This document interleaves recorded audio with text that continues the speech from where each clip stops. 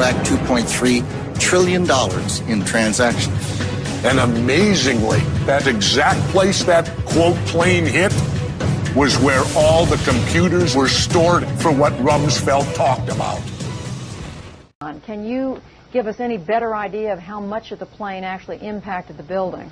You know, it might have appeared that way, but from my close-up inspection, there's no evidence of a plane having crashed anywhere near the Pentagon. The only site is the actual site of the building that's crashed in, and as I said, the only pieces left that you can see are small enough that you could pick up in your hand. There are no large tail sections, wing sections, a fuselage, nothing like that anywhere around, which would indicate that the entire plane crashed into the side of the Pentagon and then caused the side to collapse. Now, even though if you look at the pictures of the Pentagon, you see that the floors have all collapsed, that didn't happen immediately. It wasn't until almost about 45 minutes later. I walked into the building. I had to clear Elijah to go to the area. There were some things that they wanted me to take care of. I sat down at the computer to actually turn the computer on. As soon as I pressed the button, boom. So at that particular time, based off what happened, I thought I had triggered a bomb. I was covered from my neck all the way down to my back in debris.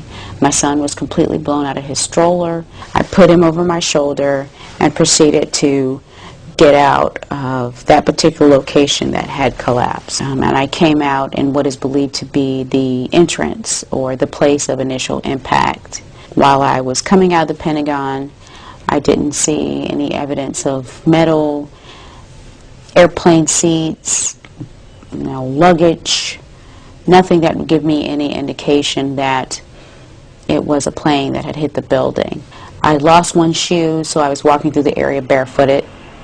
So I was particularly careful to try to make sure I did not step on anything sharp while I had my son on my shoulder. I did not have jet fuel over my body. My son didn't have jet fuel over his body. The people that I helped didn't have jet fuel on their body. So again, there was nothing on the inside that would give me any indication that there was a plane on that particular day that hit the building. Most of the people that were in the area where I was located, and again, I did ask because maybe I was off of my judgment, but in speaking with everyone, it was conclusive that no one else in the area where I was located had seen any parts of planes or luggage or baggage or anything of that nature.